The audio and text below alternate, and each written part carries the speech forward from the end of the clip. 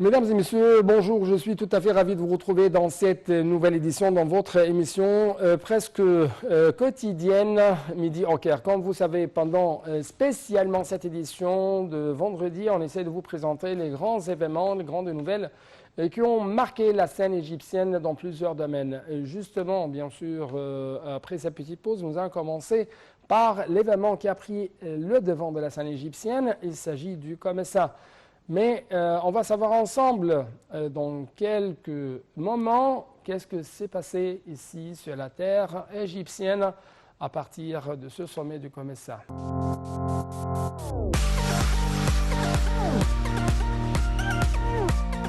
Commençons donc tout de suite cette nouvelle tournée dans le monde égyptien par le sommet du COMESA qui s'est tenu en Égypte, dans la nouvelle capitale administrative. À cet égard, on trouve que le président du Madagascar, M. Andry Rajoelina, a livré la présidence du COMESA au président Abdel Fattah el-Sisi avant le début de ce sommet du COMESA. Monsieur le Président a affirmé que l'Égypte avait mis au point une initiative de complémentarité industrielle régionale allant de pair avec la stratégie industrielle du COMESA 2017-2026. Les détails tout de suite seront avec Marwa Arafa et Hachel. Le président du Madagascar, Andry Rajoelina, a livré la présidence du COMESA au président Abdel Fattah el-Sisi avant le début du 21e sommet du COMESA qui s'est tenu à la nouvelle capitale administrative. Le président el-Sisi a ensuite prononcé une allocution où il a remercié le président Rajoelina pour les efforts déployés de la présidence du Madagascar en tête du COMESA. Malgré les efforts déployés sur les niveaux international, continental et régional pour faire face à la pandémie, la région souffre encore de ses répercussions et la reprise y a eu lieu d'une façon ralentie, a précisé le président el-Sisi. Il a affirmé que l'Égypte a mis au point une initiative de complémentarité industrielle régionale allant de pair avec la stratégie industrielle du COMESA 2017-2026. L'Égypte tient à renforcer sa coopération avec les pays membres du marché commun d'Afrique orientale et australe, le COMESA, pour impulser l'intégration économique dans le secteur de l'infrastructure, notamment le transport, l'énergie et les TIC, a déclaré le président Abdel Fattah el-Sisi. L'Égypte travaillera de toutes ses forces avec les membres et le secrétariat du COMESA pour encourager les projets de liaison routière entre les pays du continent, avec en tête le projet le Caire, le Cap, a poursuivi Sisi. Le 21e sommet du marché commun de l'Afrique orientale et australe a pour objectif d'encourager l'usage des outils de l'économie numérique pour faciliter les affaires dans les pays membres du bloc et renforcer leur résilience face aux répercussions négatives de la pandémie du coronavirus sur leurs économies, a indiqué une infographie du Centre d'information et de soutien à la prise de décision du gouvernement.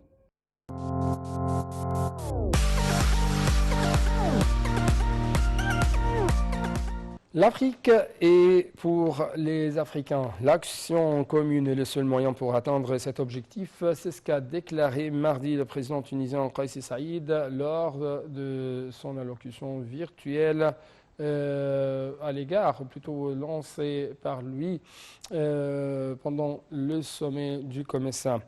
En fait, lors de son allocution devant ce sommet, M. Saïd a de même déclaré que la Tunisie avait affirmé l'importance du transfert de technologies et de connaissances et de renforcement même des capacités des pays africains. Dans le domaine des technologies modernes, M. Kais Saïd a également souligné l'importance de s'orienter vers une économie verte. Des explications tout de suite. L'Afrique est pour les Africains et l'action commune, elle est le seul moyen pour atteindre cet objectif, a déclaré le président tunisien Kais Saïd. Lors de son allocution devant le sommet du COMESA, M. Saïd a dit que la Tunisie avait affirmé l'importance du transfert de technologies et de connaissances et du renforcement des capacités des pays africains dans le domaine des technologies modernes. M. Saïd a souligné l'importance de s'orienter vers une économie verte. Pour sa part, le président du Conseil présidentiel libyen, Mohamed El-Manfi, a confirmé que la pandémie de coronavirus est à l'origine de la hausse des prix dont souffre tout le monde. Il magnifie à valoriser les efforts déployés par les pays du COMESA pour faire face au coronavirus dans les pays membres à travers la coordination avec le Centre africain des maladies et de l'épidémiologie relevant de la Commission de l'Union africaine. À davantage d'actions communes pour lutter contre les vagues de l'épidémie réapparues sur la scène internationale, tant sur le plan sanitaire qu'économique. La Banque africaine de développement œuvre massivement à investir dans les réseaux de l'infrastructure numérique au continent africain, a indiqué le président de la BAD, Akinwumi Adesina. Lors d'une allocution prononcée au sommet du COMESA, tenu par visioconférence, M. Adesina a déclaré que 235 millions de dollars avaient été dépensés dans le renforcement de l'infrastructure, et cela afin de répondre aux besoins électroniques dans plusieurs pays du marché commun de l'Afrique orientale et australe et ses anciens membres.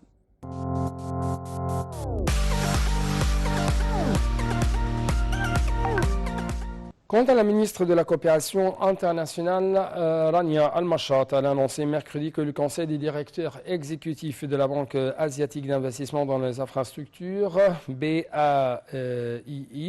avait approuvé de financer les politiques de développement en Égypte d'une valeur de 360 millions de dollars pour soutenir les efforts de l'État visant à réaliser le redressement sur fond de la pandémie du coronavirus, renforcer le programme de réforme économique et structurelle. Les partenaires du développement, Banque mondiale, BM et la BAII ont approuvé le déblocage d'environ 720 millions de dollars dans le cadre du financement de politiques de développement à hauteur de 360 millions de dollars de chaque fondation. C'est ce qu'a expliqué Mme Rania Al-Mashat. Il a ajouté que le cadre de financement de politiques de développement, élaboré par le gouvernement en collaboration avec les partenaires de développement, vise à soutenir l'économie et la deuxième vague de réformes structurelles à travers 3 axes, à savoir améliorer la viabilité financière, stimuler la participation du secteur privé aux efforts de développement et promouvoir l'autonomisation électronique des femmes.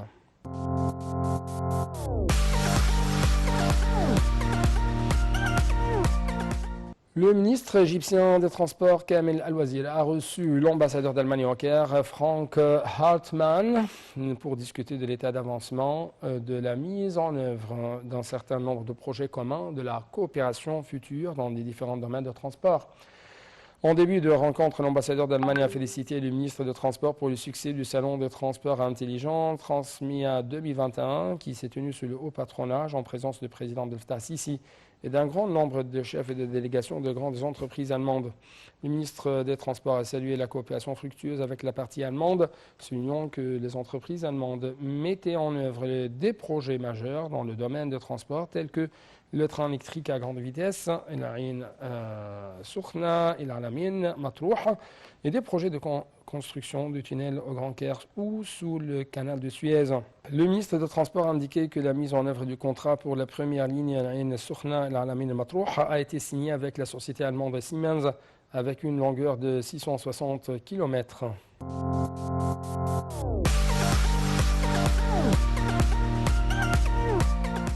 La ministre du Plan de développement économique, Hala As-Saïd, a indiqué que le climat d'investissement en Égypte avait commencé à s'améliorer. L'Égypte a réussi de progresser de 6 places dans le classement 2020 de la Banque mondiale sur la facilité de faire des affaires, occupant ainsi la 114e place sur 190 États, a-t-elle souligné. Dans son allocution lors de sa participation au 4e sommet annuel de la journée de l'économie du groupe des services financiers Hermès, Mme Saïd a passé en revue le climat d'investissement égyptien et la vision d'Égypte en ce qui concerne l'investissement étranger et la situation économique actuelle. Elle a souligné l'importance de la stabilité politique comme condition préalable à l'investissement, affirmant que la levée de l'état d'urgence reflétait la stabilité dans le pays et son attraction à l'investissement mondial.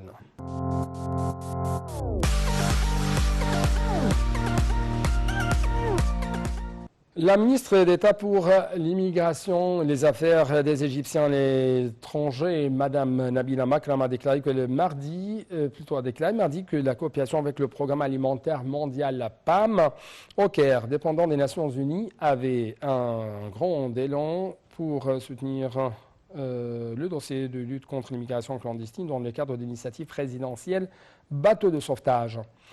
Lors de l'entretien avec le nouveau représentant résident du PAM en Égypte, Pravin Agrawal, Mme Makram a salué la coopération commune avec le PAM dans un certain nombre de dossiers d'intérêt commun, notamment dans le domaine de la lutte contre la migration clandestine ainsi que la formation des jeunes à la lumière de la mise en œuvre de la dite initiative présidentielle.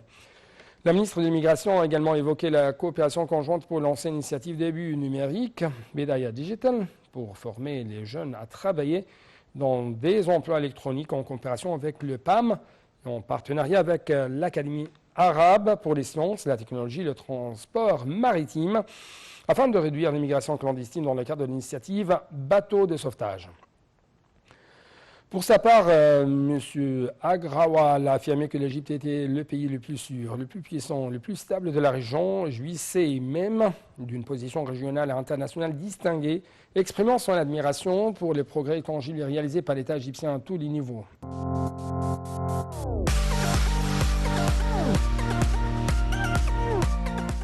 Nous parlons toujours de l'économie égyptienne et de l'évolution de ce monde économique en Égypte. En fait, à cet égard, on trouve que le ministre des Finances, Mohamed Mouaït, a affirmé mardi que l'Égypte avançait fortement dans le processus de transition vers l'économie numérique dans divers secteurs de l'État. L'Égypte est continuée à développer et à automatiser les systèmes financiers du gouvernement sur la base d'une solide infrastructure informatique étant mise à jour conformément aux meilleures pratiques internationales, ce qui contribue à prendre les décisions nécessaires et à assurer la bonne gestion des finances publiques en ce qui concerne les dépenses, les déficits budgétaires et la dette publique. C'est ce qu'a ajouté M. Marit dans une allocution via visioconférence lors du 6e forum sur les finances publiques dans les pays arabes à Abu Dhabi.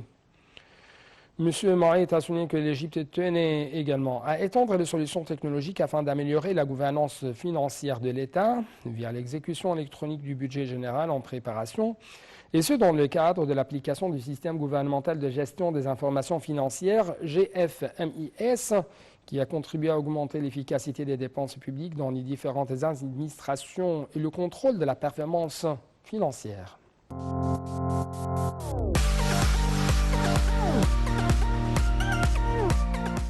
Parlons un peu plus de l'économie, mais cette fois-ci de l'agriculture, et ce à travers les déclarations faites récemment par le ministre de l'Agriculture, Assed Okhosir, qui a souligné son souci de promouvoir la coopération avec la Hongrie dans de nombreux domaines d'activité agricole lors d'une rencontre avec l'ambassadeur de Hongrie en Égypte, Andras Kovacs. Les questions d'intérêt commun ainsi que la coopération conjointe, en particulier l'élevage, la production de semences, ont fait l'objet d'examens. Le ministre de l'Agriculture et des Ressources hydriques devrait effectuer une visite officielle en Hongrie pour donner suite à ce qui a été convenu au cours de la dernière visite présidentielle au sommet du groupe Visegrad.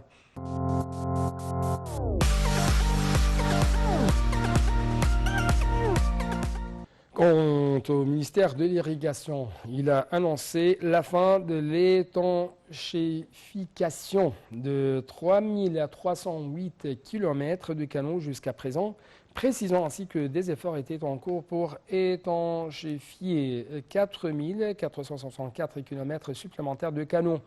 Selon un rapport reçu par le ministre de l'Irrigation, Mohamed Abdelati, sur le projet national d'étanchéification des canaux, des fonds seront donc débloqués pour l'étanchéification de 2043 km supplémentaires des canaux.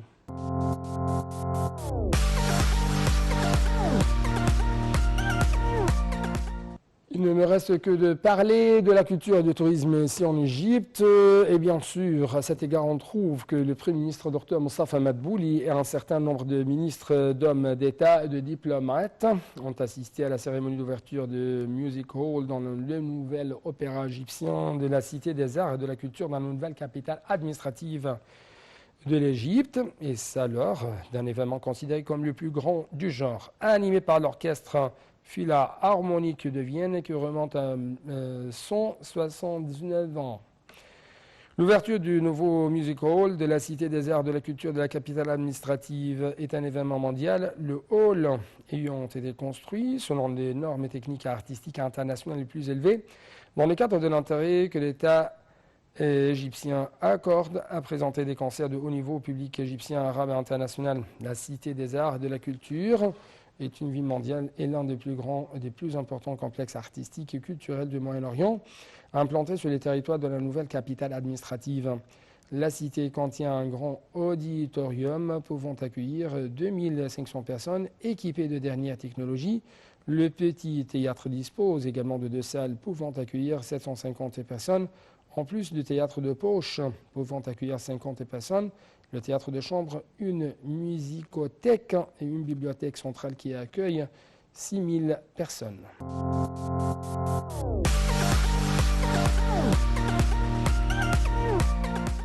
Avant de vous dire au revoir, j'aimerais bien vous présenter cette dernière nouvelle. Le ministre d'État à la production militaire Mohamed Ahmad Morsi a fait l'éloge du pavillon égyptien Expo 2020 qui reflète l'ancienne civilisation égyptienne aussi bien que l'importante évolution que connaît l'Égypte durant les dernières années, ainsi que les facteurs naturels, touristiques et industriels dont elle dispose et les opportunités d'investissement qui y sont disponibles. M. Morsi a tenu ses propos lors d'une visite d'inspection dans le pavillon égyptien en marge de sa participation à Abu Dhabi Air Show 2021. Le ministre a également inspecté le pavillon émirati qui incarne la culture émirati, reflète les objectifs ambitieux des Émirats et l'évolution rapide qu'ils connaissent sur les divers niveaux.